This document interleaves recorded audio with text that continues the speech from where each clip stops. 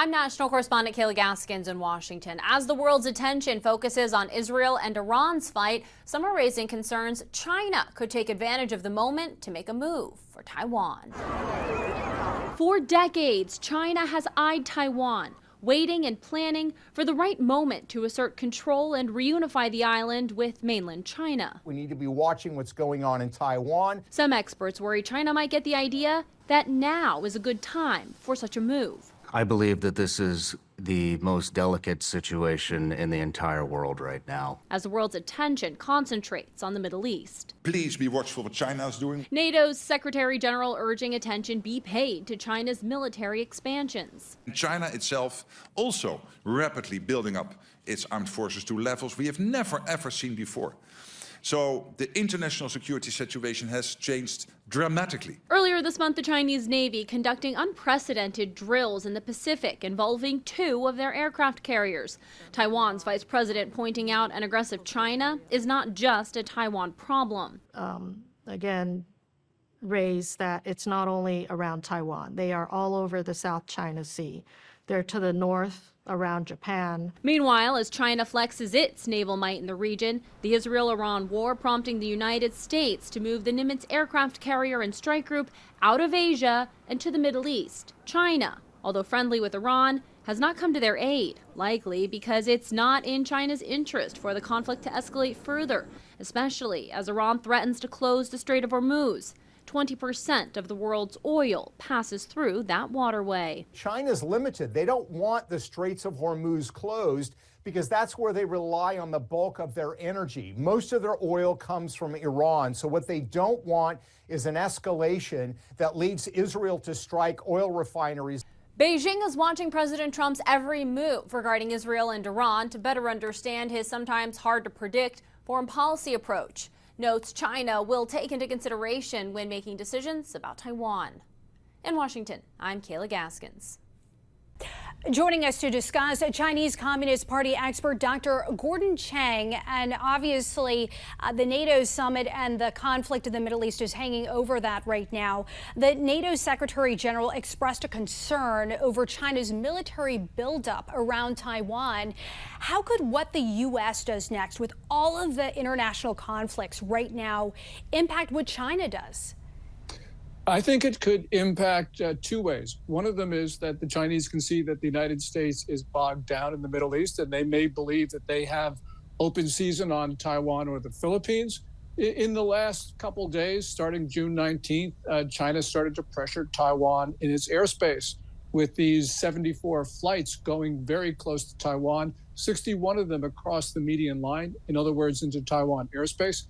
Yeah, I think, though, that the Chinese look at what occurred and probably will be deterred. I take that view because President Trump clearly will do what he says he will do. And I think the Chinese looked at that and said they just don't want to take him on. They've had so many previous American presidents who said one thing and never followed through, but Trump followed through. So is it your opinion that we're kind of in this, or they're kind of in this wait and see mode, or how big of a possibility of China acting on Taiwan do you see? I mean, could we be looking at soon the next war in East Asia? Well, we could always be looking at the next war in East Asia, and it's not just Taiwan. I think there's a bigger risk of war against the Philippines. Because also in the last 3 days, we saw these more than 50 maritime militia ships of China swarming Iroquois Reef of the Philippines in the South China Sea. Beijing is engaged in some very belligerent activities against the Philippines. Some of them may be even constituting acts of war. So they could be anywhere, Didi, not just Taiwan. And then again, there are provocative Chinese activities against South Korea, Japan, and the faraway Australia. So anywhere along this periphery is a danger point for the world. You mentioned some key allies here. The president touting the pledge to hike defense spending among NATO members. As I mentioned, that ongoing, the summit right now. What message do you think that sends to China? I think that it shows political will, which is something that the Chinese need to see. You know, during President Trump's first term, he pushed NATO in the right direction in terms of spending. He's got a lot more work to do, but we're seeing progress. And that is not only a message to China, but to China's good friend, Russia, because Russia has been pressuring not just Ukraine with the war, but also going after the Baltics and Poland with provocative activities. So this is an assault on NATO as well as Ukraine. As we look at, I mean, we mentioned the possibility, and you said that there's always the threat of a war in East Asia. I'm curious about what this would mean for the U.S. What does the Taiwan Relations Act mean for our commitment should there be a war?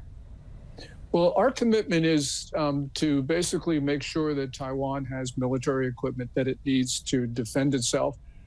We have not been very good in meeting that commitment because we've been slow walking arms sales. And also, we have not been selling to Taiwan what it really needs. It really needs submarines. And of course, it needs cruise missiles. And we have been very reluctant to supply those things. We've been selling them stuff that, F-16s, which might not survive the first half hour of a war. But clearly, when we have troops on the ground in Taiwan, as we have some advisors, that sends a message to Beijing that we've got a tripwire there, just like we have a tripwire in South Korea with our troops in the Republic of Korea. Well, speaking of key resources, oil, one of them, and one of the world's most contested waterways, the Strait of Hormuz, has become front and center with the conflict in the Middle East, but also closing the strait would hurt China. How could that closure, explain to us how that could choke the economy of one of Iran's allies, China? Well, 50% of China's oil passes through the Strait of Hormuz. So if it's closed off, China then runs out of oil eventually, probably has to draw down its strategic petroleum reserve, which it certainly doesn't want to do because it's been building it up in preparation for war. But also what it does is it rocks global oil markets, and that hurts China as well. So the psychological impact is also great. Yeah, countries globally watching this. Dr. Gordon Chang, it's always an interesting discussion. Thank you for joining us on the National News Desk. Thank you, Dee Dee.